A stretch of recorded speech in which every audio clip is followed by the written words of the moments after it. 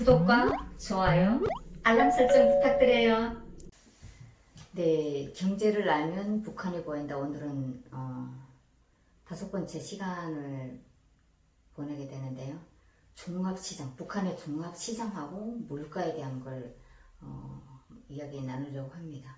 사실 저는 이제 대표님하고도 이제 그 예전에 북한 시장 많이 조사를 했었잖아요. 그렇죠. 네. 예. 근데 그때 시장을 조사하면서 저도 많이 배웠던 것 같고요. 네. 그러니까 시장을 조사할 때, 뭐 또 어디 가서 시장에 대해서 얘기를 할 때 시장하고 장마당의 그런 분류를 좀 어느 정도 구분해 볼 수도 있었던 것 같고. 네. 네, 근데 시장을 이제 조사를 하면서 예전에 제가 있었을 때하고 또 다른 그런 것도 느꼈고요. 근데 최근에 또 이제 연락을 해오거나 또 다른 이런 세미나 그런 데랑 가보게 되면 시장의 규모에 대해서 사람들이 되게 관심이 많더라고요. 네, 그렇습니다. 먼저 사실은 시장이라고 하는 것은 인간이 살아가는 곳 어디에나 다 있기 마련이에요. 그런데 북한은 원래 나라를 만들 때부터 우리는 자본주의가 싫어, 시장 경제 이런 건 안 할 거야, 너무 이런 말을 많이 하고, 네. 또 수십 년 동안 그런 정치 노선, 경제 노선을 강하게 주장을 했기 때문에 마치 북한에는 시장과 같은 건 없을 거야 이런 생각이 있었죠. 그리고 실제 또 북한에서 오신 분들도 그게 무슨 시장이야, 내가 중국 가서 봤더니 시장하면 이런 규모고, 네. 또 한국에 와서 봤더니 시장하면 이 정도는 돼야 시장이지, 이런 말씀을 많이 하세요. 근데 잠깐 이제 옛날 역사를 좀 돌아가 보면 사실 북한이 건국된 이후부터 계속 시장의 형태는 있었습니다. 너무 작고 사소해 보였기 때문에 그걸 뭐 시장 경제다 이렇게까지 붙이기 좀 민망한 정도였을 뿐이죠. 사실 요즘 북한 시장에서 이제 제일 유명한 게 청진 수남시장 아닙니까? 그렇죠. 예, 네. 사실은 몇 년 전만 하더라도, 근 10년 전만 하더라도 이제 평성시장이 마치 한국의 남대문 시장, 뭐 동대문 시장 이런 급의 시장으로 평성시장이 북한을 대표하는 대규모 시장이었는데, 이제는 이제 천진 수남구역, 함경북도 청진시 수남구역에 있는 수남시장이 매대라고 그러죠. 상인들이 제일 많은 그런 시장으로 이제 확인이 되고 있습니다. 요즘엔 한 몇 명 정도 있을까요? 한 2만 명? 18,000명? 18,000명 정도를 좀 추정하고 있거든요. 어마어마한 숫자죠. 원래 북한이 건국되고 나서 특히 도시 지역에는, 제가 이제 수남시장 예로 들자면, 수남시장 그 자리가 예전에 청진방직이라고 하는 네. 일제 때 만들어진 조그만 공장이 있었어요. 근데 그 공장이 해방이 되고 나서 이제 안 움직이니까, 네. 작동을 안 하니까, 거기 빈 공터, 이 자리가 이제 수능시장. 야시장처럼, 야시장이라고 하긴 그렇고 예전에는 전기도 부족하고 그랬으니까 네. 도시 노동자들이 이제 퇴근하고 주말 같은데 거기 나와서 아주 소소한 걸 파는 거죠. 예를 들면 뭐 손톱 정리하는 거라든지. 뭐 자파가. 딱 자파입니다. 국가 배급이 잘 안 되는, 하지만 너무 사소해서 필요하긴 한 거. 이런 걸 서로 주고받는 데였고, 또 다른 갈래로는 농촌에서 농민들이 이제 생산한 것들을 직거래하는 거죠. 내가 좀 남대 이거 좀 나왔는데 밀림반장 네. 이거 좀 받고 먹겠나? 그래서 그냥 정으로 내가 좀 이렇게 가지 몇 개 갖다 주면 뭐 또 키로 그렇게 주고, 이런 거래를 하는 관행이 있었죠. 어느 장소를 지정했던 게 아니라. 그래서 농촌에서는 굳이 명칭을 하자면 그게 이제 농민시장의 뿌리가 되는 거고, 도시에서는 한국말로 말하자면 야시장입니다. 밤야자. 네, 그렇게 하다가 결국은 이제 장마당이라고 하는 건 시장이 열리는 판 아니겠어요? 네, 마당이라는 그쵸. 우리말이니까. 그래서 이제 90년대 미공급, 사람들이 굶어 죽어가던 시절에 먹을 걸 위해서, 생존을 위해서 물물 교환을 하기 시작한 거죠. 그러면서 이제 이런 게 무럭무럭 이제 싹트기 시작을 했고, 사실은 90년대 후반에는 북한의 행정력이 북한 사회를 잘 통제를 못할 때는 야, 그럼 복잡하다, 모이라 해서 공설운동장, 학교 주변, 역전 이런 데서 차라리 여기 와서, 그래야 내가 감독 감시를 하니까 보안원들이 그렇게 유도하는 게 있습니다. 그러다가 이제 이게 좀 과도기적으로 장마당, 이때부터 사실은 장마당이라는 말이 북한 분들 머릿속에서, 입에서도 이제 퍼지게 된 거죠. 그러니까 어머니 어디 가나? 장마당 간다. 예. 그 80년대에는 장마당 간다 이 말이 없었다는 거예요. 기억해보시면 어릴 때. 아니, 예. 저희는 제가 이제 청진시 송평구역에 있는 자그마한 야시장이죠. 그러니까 네, 예. 언니가 일하러 갔다가 저녁에 들어와서 뭘 이제 채소를 사야 되는데 채소 상점 다 문 닫고 없으니까 그 야시장에 있는 데 가서 그때는 그렇죠. 그렇게 네. 샀었고, 그리고 80년대 저희가 살았을 때는 농촌 지역이다 보니까 그 11장이라는, 그러니까 예, 장마당이라는 예, 그 예. 11장이라는 게 열흘에 한 번씩 농민들 그렇습니다. 그것만 있었거든요. 그러니까 농촌에서는 그런 걸 이제 농민시장이라고 불렀던 거예요. 왜 열흘장이냐면 농작물들이 열흘에 한 번씩. 예, 11일, 네. 21일 이렇게 쉬잖아요. 예, 한국 분들이 이걸 잘 모르시는데 예, 북한이 굉장히 오래전부터 뭐 주 5일제 8시간, 40시간 노동했다 뭐 이렇게 좀 선전은 광고는 많이 했지만 실제 농민들의 월간 휴가를 3일밖에 주지 않습니다. 예, 그래서 어쨌든 열흘에 한 번씩. 그래서 자연스럽게 10일장이 된 거죠. 10일에 한 번씩 네. 장을 해라 이렇게 국가적으로 지시해 준 게 아니고 농민들이 이제 자기 쉬는 날, 농장 쉬는 날 나와서 뭐 좀 바꾸고 좀 필요한 것도 조절하고 하다 보니까 그런 10일장이 된 거고요. 이런 게 이제 북한이 90년대 미공급을 지나서 네. 야, 이제 어느 정도 경제도 좀 정리를 해야겠다 해서 이제 2002년에 7일 경제관리 네, 개선 조치가 맞아요. 나오죠. 그리고 나서 그 다음에 2003년 2003년 이제 10월에 내각 결정의 명의로 발표가 됐지만 사실 김정일이 이제 비준해서 종합시장이라고 하는 걸 만들게 되는 네. 겁니다. 그래서 쉽게 말하면 북한의 행정구역으로 보자면 구 아니면 구역 이런데 이런 데마다 기본적으로 하나씩 두고 또 이제 인구가 많은 곳은 2개 정도 또 3개 정도 이렇게 있습니다. 그래서 한 행정구역 딱 하나만 있다 이렇게 볼 수는 없지만 대부분 이제 행정구역 단위로 있다. 그래서 또 연구자들이 위성 사진도 보고 북한에서 오신 분들 네. 인터뷰를 해서 종합을 해봤더니 이제 우리 국책 연구기관들이 종합을 해봤더니 한 400개가 조금 넘더라. 이제 이런 추정이 나오고 있고요. 미국이나 국제사회에서도 위성 사진을 이렇게 내려다 보니까 한 400개? 많이 잡아주면 430개. 이렇게 지붕도 보이고 울타리도 보이고 거기 사람들이 와글와글 모여있는 게 확인이 되더라 해서 시장 규모가 그렇습니다. 그래서 제가 지난 시간에도 말씀드렸는데 400개만 많은 겁니까 적은 겁니까 이런 질문을 많이 하세요. 네, 근데 네. 제가 말씀드렸잖아요. 우리나라 한국의 이마트가 네. 150개고 그렇죠. 그걸 생각해 보시면 많은 거죠. 네. 네. 대형 쇼핑 마트가 있는 정도보다는 훨씬 더 많구나 이렇게 상상을 하시면 되고요. 그래서 이제 또 하나 이제 궁금한 건 종합시장의 개수가 이제 그런 거. 그럼 종합시장에 우리가 말을 할 때는 외형적으로는 울타리가 있고 담도 있고 간판이 있어요. 네. 네. 수남시장 이렇게 또 우리 강 기자님 고향에는 어떤 해산 농민시장이죠. 해상 농민시장이 간판이 있습니다. 네. 정식으로. 그리고 행정적으로는 이 종합시장은 그 지역 인민위원회 우리로 따지면 뭐 시청, 구청, 동사무소는 아니고 네. 구청 정도 되면 되는데 네. 그 해당 인민위원회 이제 상업 부분의 지도기관들이 해당 시장 관리소를 출장사업처럼 내보내죠. 파견을.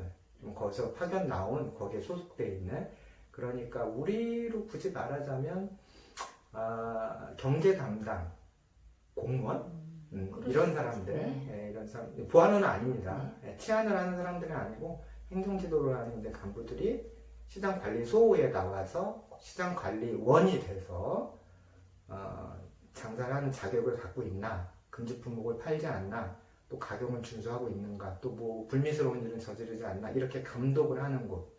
그래서 위치, 외형, 행정기관 이 3가지가 맞아야 종합시장입니다. 그래서 혼돈하시면 안 되는 게 사람 많이 다니는 유동인구 많은 곳에서 이렇게 상인들이 우르르 몰려가지고 앉아서 노점상하는 거 이것은 종합시장이 아니에요. 그쵸. 사람들 말로는 그것도 장마당이라고 부르는 분이 있습니다.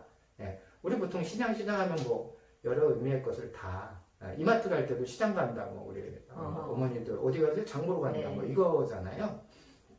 그런 의미로 장마당이라 시장이다 이런 개념이 좀 광범위하게 쓰이고 있는 거고요.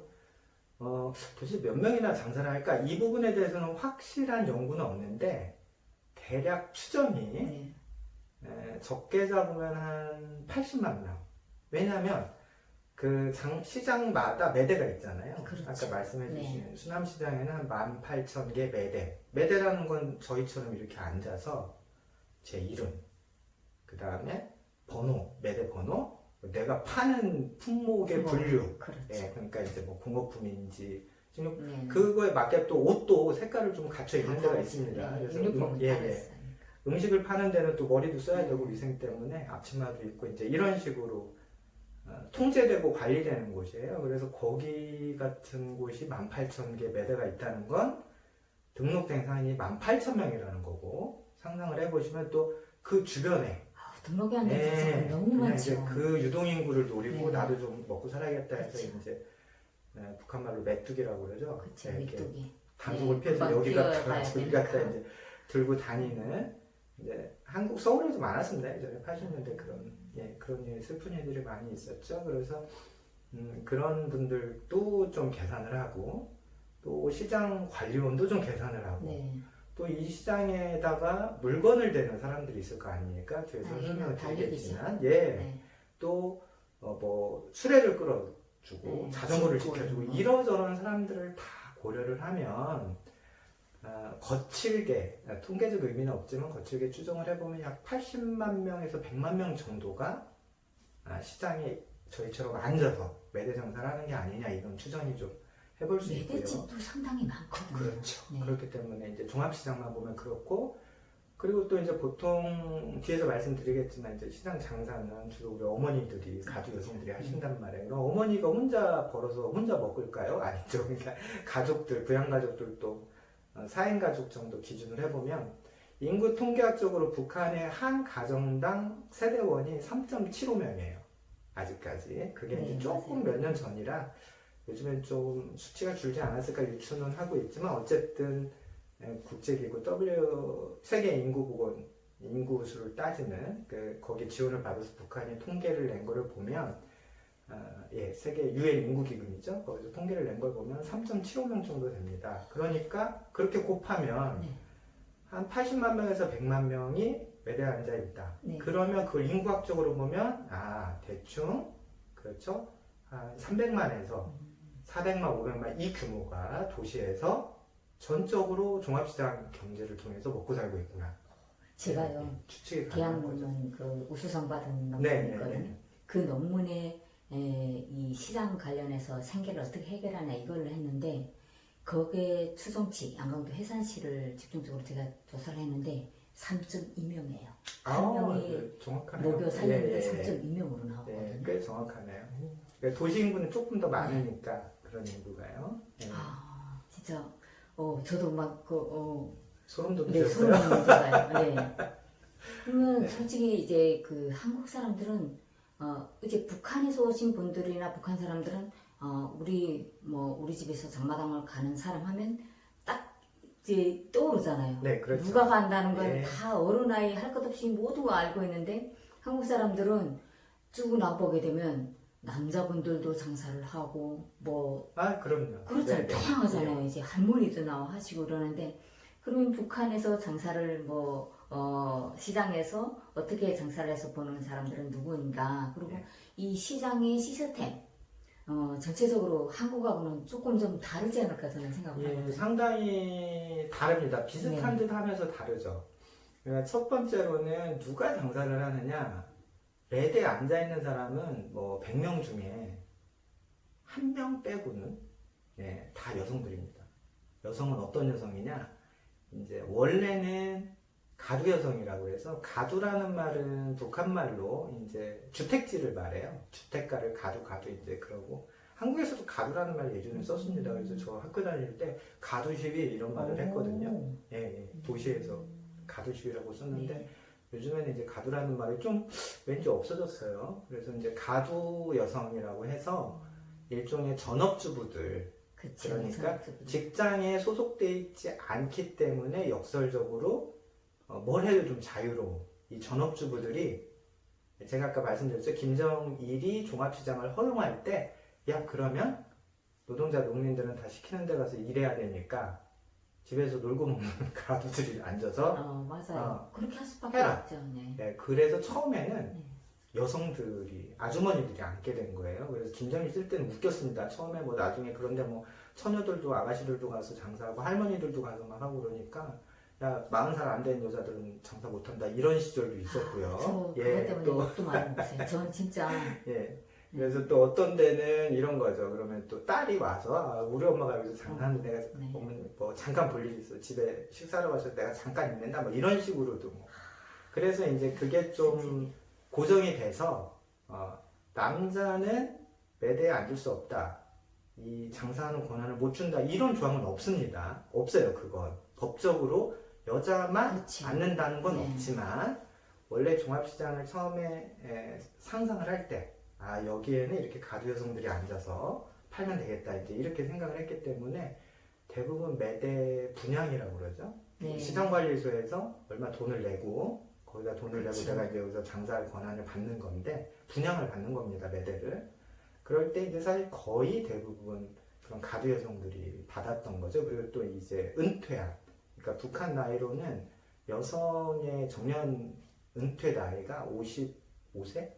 55세. 아, 지금은 네, 55세. 55세죠. 남성이 60세, 만 60세, 여성이 55세. 네. 그러면 은퇴라면 이제 집단 농장에 안 나가도 되고 자기 공장 뭐 예를 들면 뭐 방직기업소 이런 같은데 여성들이 하는데 혹은 뭐 편의공사 이런 데서 이제 출근 안 해도 됩니다. 안 해도 원칙적으로는 배급을 주는 그런 제도가 있는데 지금 이제 그렇게 해서 은퇴한 여성들 이런 분들이 이제 좀 하게 했고요. 그래서 그런데 실제로는 이제 돈 벌 일이 없는 사람들이 많이 들어왔죠. 그래서 사실은 매대에는 이렇게 이제 가두 여성들이 앉아 있지만 그 짐을 다 실어 날라주는 것도 남편이기도 하고 아들이기도 하고 그래서 결국은 온 가족이 그 매대에 이제 헌신을 해서 가족 단위로 생계를 해결했던 거죠. 물론 또 그렇게도 못하는 사람들도 있긴 했지만 평균적으로 보면 한 가족이 총력을 다해서 매대 하나에서 먹고 산다. 이 정도면 뭐 2000년대 북한에서 나쁘지 않았습니다. 그렇죠. 지금도 역시 마찬가지고. 지금도 그 네. 정도면 이렇게 뭐 남한테 아쉬운 소리 안 하고 살 수 있는 이제 그런 상황이고요. 이제 매대만 놓고 보면 이렇게 가두 여성이 좀 주류인 것처럼 보이지만 제가 말씀드린 관여하고 있는 사람들 정말 다양해요. 그래서 이 매대 주변에 예를 들면 이제 이 매대에다가 뭔가 공급하는 사람들 농민이죠. 자기가 소토지 읽어서 뭐 강릉이라도 여기서 도매가로 팔고 또 그걸 농촌분들이 직접 여기 와서 못 파니까 또 농촌을 돌아다니면서 그렇죠. 그걸 또 달리기. 조금씩 모아다가 중간 도매상을 네. 하는 그런 분들도 있고요. 요즘엔 군인들도 배고프니까 배급이 충분히 안 되니까 군인들도 부업지에서 일한 거 가지고 좀 시장 와서 사다 먹기도 하고 또 자기들 보급품 나온 걸 또 몰래 빼돌려서 그래서 여기서 또 팔기도 하고 그래서 북한도 마찬가지로 그 군인들 인민군 겨울 동복 같은 건 예전에는 꿈도 꿀 수 없었어요. 그걸 입고 다니면 그게 잘 바로 그렇죠. 범죄죠. 안 되죠. 국가 군수 훔치고 그런데 지금은 뭐 누구나 다 했죠. 그게 그래서 팔리니까 마치 그런 상황입니다. 그리고 또 뭐 대학생들도 나와서 아르바이트를 하고 또 편의공사나 이 종사하는 분들이나 또 사무원이라고 얘기를 하죠. 이런 분들도 나와서 장사를 하고 이게 무슨 얘기냐면 북한은 실질 그 취업자가 너무 많아요. 내가 어디 적이 있어요. 내가 무슨 공식적인 취업자가 정말 많죠. 아니 적으로는 실업자가 아니죠. 소속이 네. 됐어요. 우리 이제 뭐 양강도 어디 농장에 소속이 돼 있고 저 같은 경우는 뭐 해산 뭐 철길대 그리고 철길 보수하러 다니는 이 소속이 돼 있는데 그런 조직들에서 임금을 주지 않고 배급을 주지 않으니까 못 나가는 거죠. 그래서 이런 사람들이 이제 또 시장 장마당을 주변으로 또 할 수 있는 주변에 와서 일을 하거나 팔거나 서비스를 하거나 하다못해 짐을 들어주거나 여러 형태의 경제활동을 하게 됩니다. 그래서 사실은 뭐 모든 사람들이 다 연관이 됐다 이렇게 보이고요. 또 이런 것도 있죠. 철도 종사자들 이런 사람들이 또 짐을 본인들이 수도니까 운송 물류를 또 하는 거고요. 서비스차라고 그러죠. 또 개인들이 차나 버스 운전하고 다니면서 물건을 또 실어다 주고 심지어는 요즘에는 뭐 거의 한국의 택배랑 비슷하게 거의 예, 그렇죠. 이거를 네. 예, 이런 겁니다. 이런 거를 뭐 저기 물건을 여기서 예, 보내면 양강도 해산에서 예를 들면 저기 뭐 평안남도 순천시 여기 박인호한테 보내라. 그러면 가까워요. 갖다 네. 줍니다. 돈만 주면. 예, 택배 서비스 너무 잘 돼 있고. 돈만 주면 되고요. 재밌는 건 그런 신용이 만들어졌다는 거예요. 예, 그걸 누가 물건 들고 도망가 버리면 못 보내잖아요. 무서워서. 근데 다 한다는 거죠. 뭐 사실 저도 이제 그 북한 변화상을 이제 조금씩 알아가다 보면 정말 놀랄 때가 많거든요.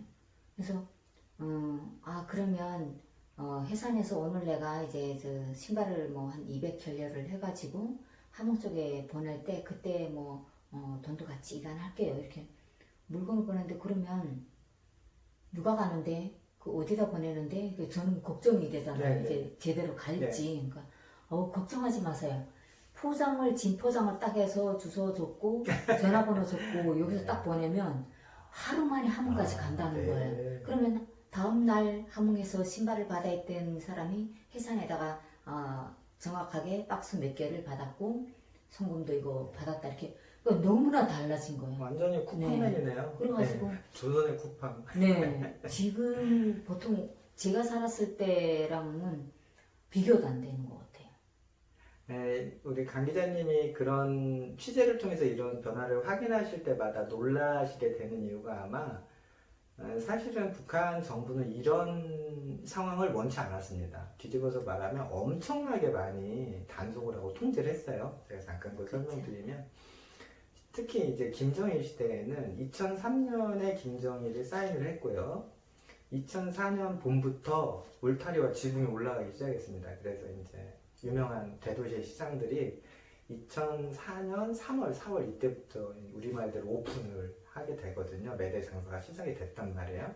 그래서 그 2004년, 2005년도에는 대단히 북한 안에서 어떤 그런 활력 이런 게 시장이라는 게 커지고 북적북적되고 사람들이 돌아다니고 이러니까 백화점도 대단히 활력이 컸고요. 네. 그런데 이걸 해봤더니 급속히 자본주의를 배워가는 거예요, 사람들이. 그래서 아마 김정일이 이게 꽤 못마땅했던 모양이에요. 그래서 다시 겁도 나죠. 2005년이 되니까 그때가 조선노동당 창건 50주년이라고 그래서 엄청나게 이제 떠들던 때인데 2005년입니다. 2005년에 이렇게 된 거죠. 자본주의 안 한다. 다들 기억나실 거예요. 직장으로 돌아가라. 10월 1일부터 직장으로 가면은 배급을 줄게 믿고 직장으로 돌아가고 시장 가서 장사 이런 짓 하지 마. 그랬는데 이제 어떻게 됩니까? 그래서 일단 종합시장 문을 닫았고 시장은 또 장사하는 사람들 출사하면서 또 때리고 물건 뺏고 보안원들이 이러고 결국 이제 장사를 못하니까 소 직장을 갔죠. 갔더니 2주 만에 이제 들통이 난 거죠. 배급이 안 나오는 거예요. 다시 월급도 없고 기업소 공장에는 아무런 준비가 돼 있지 않았던 겁니다. 식량이 와 있지 않았던 거예요. 그러니까 사람들이 결국 다시 시장으로 또 먹고 살려고 나오기도 하고 살려고 나오기도 하고 이래서 이제 다시 시장으로 들어왔고요. 그때부터 김정일은 사실은 죽기 전까지 2011년 12월에 죽었으니까 굉장히 시장에 대해서 신경질적으로 반응합니다. 그래서 굉장히 유치한 통제 정책이 있었죠. 그래서 맞아요. 시장에 대한 종합시장에 대한 정책이 크게 이런 거였어요. 첫째 사람에 대한 통제. 아까 제가 말씀드렸다시피 가리 여성이 아니면 장사 못한다. 만 39세도 장사 못한다. 40세부터 한다. 뭐 이런 규정. 또 하나는 거래 품목에 대해서 외화는 팔지 못한다. 한국 거 팔지 못한다. 중국 거 팔지 못한다. 그때는 중국 것도 못 팔겠습니다. 그래서 조선에서 생산된 것만 뭐 해라 뭐 이제 이런 식이었고요. 또 하나는 거래 방식에 대한 개입으로도 외화 사용 같은 걸 못하게 했죠. 외화는 뭐 옛날부터 계속 단속 대상이긴 했지만 또 시장을 개장하는 날도 몇 시부터 한다. 아침부터 문 못 열죠. 아침에 나와서 출근하고 일할 거 다 하고 오후부터 해라. 모내기 전투 때도 못하게 하고. 못하게 당연히. 태양절 앞두면 못하게 하고. 그렇죠. 뭐 국가 뭐 기념일이다 못하게 하고. 또 미국하고 또 뭐 대결 전투 준비 태세 한다면 또 못하게 하고. 또 적에대 또 동계훈련 준비한다면 못하게 하고. 그래서 그런 규제가 굉장히 많았습니다. 유치한 규제들이. 그러다가 사실은 안 되겠다 해서 이제 진짜 끝을 보리라 했던 게 2009년 11월의 화폐 개혁이었죠. 네. 그래서 그때 엄청난 보니까 이제 완전히 화폐 단위로 확 줄여서 이제 돈 갖고 장사질 못하게 한다 이제 이런 화폐 리도미네이션도 있었고요. 외화는 무조건 다 합시다. 눈에 보이면 이런 것도 있었고요. 또 종합시장 문을 다 철컥 닫아버렸습니다. 아 이제 장사 없다. 다 또 직장으로 복귀해서 국가적으로 시키는 일을 해라 이랬다가 실패했죠. 네, 완전히 실패를 하고 말았습니다. 그래서 사실은 김정일이 김정은한테 물려줄 때는 제 추측이지만 자기가 아버지한테 물려받았던 조선을 상상했던 것 같아요. 그러니까 국가가 계획경제를 다 해서 어느 정도 배급도 주고 외화 돈벌이는 다 자기가 장악해서 자기 통치자금, 당자금, 국가자금을 쓰고 이런 경제 분야에서도 권력이 관철되는 상황을 상상하고 내 죽기 전에 내 아들한테 물려주기 전에 그렇게 만들어주리라 했던 것 같습니다. 근데 마지막에 실패했죠. 그래서 결국 김정은 시대에 와서는 김정일 때 했던 그 몇 가지 주제의 규제 정책들은 나오지 않았어요. 그러니까요. 네, 확실히 그래서, 달라지고 그래서 있어요. 그냥 김정일 때는 그 장단해라 이제 이렇게 된 것 같고요. 결론적으로 제가 보기에는 시장에서 장사 종합시장이 이렇게 움직여도 뭐 나한테 뭐 반항하는 사람들이 나오지 않는구나. 그러니까 지금 좀 안심한 것도 있는 것 같아요. 그러니까 김정은이 과거에 비해서. 북한 사람들도 초기에는 몰랐더라고요. 그러니까 제가 조사를 하다 보니까 그게 2015년이었는데 항상 이제 그 내부 취재를 하다 보면 사람들의 이야기를 그대로 듣고 이제 메모를 남기는데 거기에 장마당 뭐 오늘 쫓아서 오늘 못했다 뭐 이게 2015년에는 제가 느끼기에도 없는 거예요. 엄마 왜 장마당 단속을 안 하지? 그리고 태양절 같은 때는 전부 그날 하루 종일 행사기 때문에 집에서만 조금씩 팔았었는데 오전 행사하고 오후에 시장 그렇죠. 개방을 하는 거예요. 그래서 엄마야 시장을 통제 안 하네? 단속 안 하는구나 이랬더니 본인들도 우리도 몰랐는데 얼마 전에 우리도 느꼈는데 야 다른 때 같으면 지난해 같으면 5년 이거 전이었으면 이러지 않았을 텐데 장마당을 왜 통제하고 단속했을 건데 안 하는구나.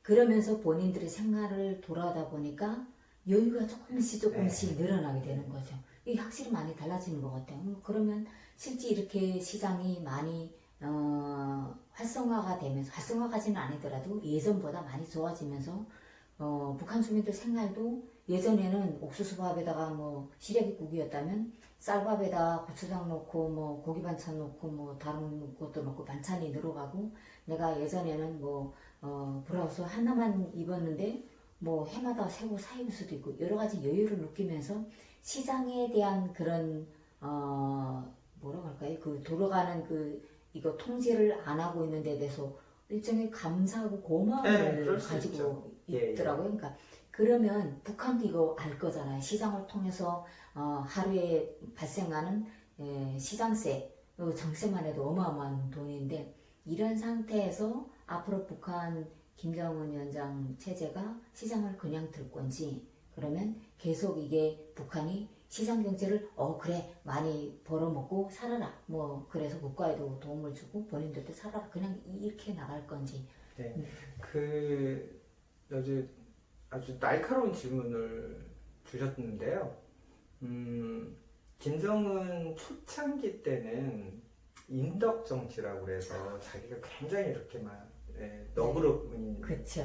김정일은 되게 무서운 사람이었잖아요. 네, 그래서 김정일은 한 번도 인민들이나 간부들한테 인간적인 면모를 보여준 적이 없고 예를 들면 좀 무서운 사람이었는데 김정은은 굉장히 그 집권 초반기에 노동신문 같은 것도 보면 이제 개인 주택만 방문도 많이 하고 유원지 가서 아이들하고 사진도 찍고 그런 노력을 좀 보였습니다. 그러느라고 시장 통제를 좀 완화시킨 거죠. 그러니까 김정일 때 너무 이제 시장 통제를 잘못해서 오히려 그 후폭풍을 받았고 자기는 이제 나이 어리고 경험 없고 3대 세습을 한 지도자이기 때문에 초반에 이미지를 잘 쌓기 위해서 시장을 건드리지 않았던 것 같아요. 그런데 경험적으로 5년, 6년, 7년 이렇게 지나 보니까 종합시장을 허용해도 별 문제가 없구나 이런 생각을 아마 북한 지도부가 하는 것 같습니다. 네, 저는 제 생각은 이제 그런 게 있고요. 또 하나는 이제 저의 추측으로는 시장 경제가 재밌는 게 경기라고 그래요. 네. 경제 흐름, 기운. 경기가 상승할 때, 확장할 때, 그러니까 전체적으로 두루두루 돈을 많이 벌 때는 이 시장 경제가 참 따뜻하고 너그럽고 고급스럽습니다. 그래서 심지어는 독재자도 시장 경제에서 먹을 게 많아져요. 방금 말씀해주신 시장세만 하더라도 시장세도 저희가 예전에 한번 추측을 한번 해봤는데 예를 들면 평균적으로 매대 하나에서 하루에 북한 돈 한 1,000원 정도 지금도 더 올랐나요? 3,000원까지는. 네, 그러면 이제 대충 평균치로 농촌의 작은 시장까지 해서 평균치로 한 1,000원 정도만 잡더라도 그걸 1년에 다 모으면요, 그게 국제시장에서 쌀 5만 톤을 살 수 있는 돈이에요. 근데 우리 문재인 정부가 북한에 쌀 지원한다고 말했던 게 10만 톤이었죠. 근데 북한이 그거 안 받는다고 했단 말입니다. 쌀 10만 톤. 네, 근데 5만 톤 정도 되는 거라 그게 이제 예전처럼 푼돈이 아니고 그건 자동으로 들어오는 일종의 세수가 되고 말았거든요.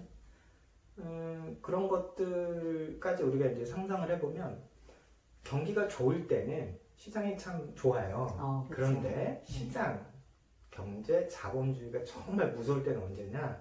경기가 떨어질 때입니다. 제가 보기에는 북한의 시장 경제는, 종합시장은 2003년, 2004년 시작해서 지금까지 한 번도 하향세를 겪은 적이 없어요.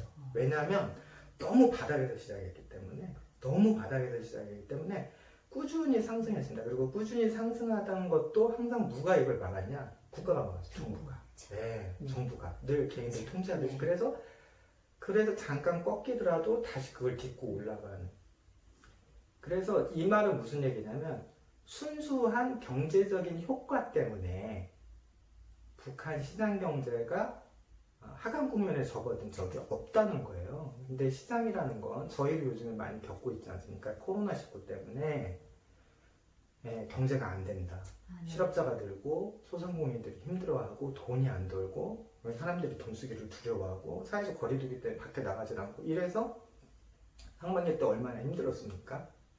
그래서 한국같이 튼튼한 경제를 갖고 있는데도 많이 휘청휘청 우리가 위기를 느꼈고요. 세계 경제 1등이라고 하는 미국도 전례가 없이 국가에서 돈을 풀어서 억지로 경제를 지금 버티고 있거든요. 돈잔치를 하고 있습니다, 그 나라가. 그러니까 미국과 같은 경우가 지금 뭐 자기 나라가 1년에 버는 돈의 한 25%를 공짜로 풀고 있어요. 순전히 경제를 돌리는 대로. 그런데 북한도 예를 들면 지금까지는 좋은 국면만 있었고 나쁜 국면이라는 게 결국 아까 말했듯이 뭐 시장을 통제한다 아니면 뭐 그런 식으로 왔기 때문에 사실 시장 자체가 경기에서 이렇게 하향 조정받는 경험이 없습니다. 근데 그렇게 되면 어떤 이유에 대해서는 그런 기회에 오게 되면은 이제 사람들이 더 어려워지고 또 그런 것들이 이제 하나의 위험 요소가 될 수 있다. 이제 이런 말씀을 좀 남기고 싶고요. 또 하나는 북한 정부가 제가 말씀드렸듯이 김정은이 이거 종합시장 괜찮구나 이렇게 이제 여유를 부릴 수도 있는데 사실은 김정은이나 북한 간부들 눈에 안 띄는 게 있어요. 예를 들면 종합시장은 대표적인 생산재, 소비재 시장입니다. 뭔가 사고 파는 거죠. 물건을. 그런데 우리가 시장을 그 성격과 목적에 따라서 분류할 때는 이런 눈에 보이는 시장만 있는 게 아니라 예를 들면 노동시장이라는 거, 금융시장이라는 거. 그래서 시장의 이제 큰 네 가지 분류가 생산시장, 소비재시장, 노동시장, 뭐 자본시장, 금융시장 이렇게 하지 않습니까? 근데 노동시장과 자본시장 같은 경우는 눈에 보이지가 않습니다. 그렇지만 돌아가고 있고 이게 시장 경제를 떠받치는 하나의 축이 네 개 축으로서 하나의 이익을 담당하고 있는 거거든요. 그런데 이제 이런 곳에서 어떤 제대로 작동이 안 되거나 문제가 터질 경우에 또 그런 것들을 북한 정부가 너무 과도하게 통제하려고 하거나 대응하려고 하는 거. 대표적인 예가 예전에 그 2009년 화폐개혁이라는 게 바로 이 자본시장에 대한 초기 자본시장의 맹아가 싹 트는 걸 거칠게 뜯어버림으로 인해서 사람들의 반발과 전반적인 경기 침체가 온 것이거든요. 그런 문제가 생길 때는 이제 어떤 북한의 사회적인 문제로 비화될 가능성도 있다. 네, 이 정도로 전망해 볼 수 있겠습니다.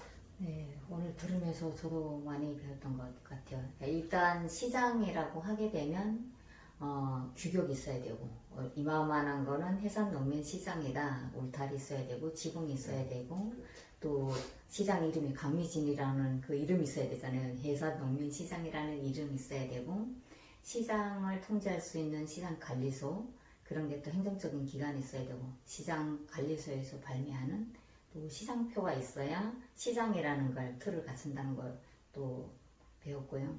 일단은 시장 흐름이 어떻게 흘러가고 전체적인 북한 시장이 전반적으로 북한 전역에 있는 시장에서 장사를 하는 사람들이 도대체 몇 명을 책임져서 먹여 살릴 수 있나 이런 것도 좀 들여다봤던 시간이고요. 앞으로 북한 시장이 지금처럼 쭉 그러니까 뭐더 휘황하게 좀 좋아지기보다 지금처럼 꾸준히 좀 발전해 나갔으면 좋겠다 그런 생각을 합니다. 고맙습니다.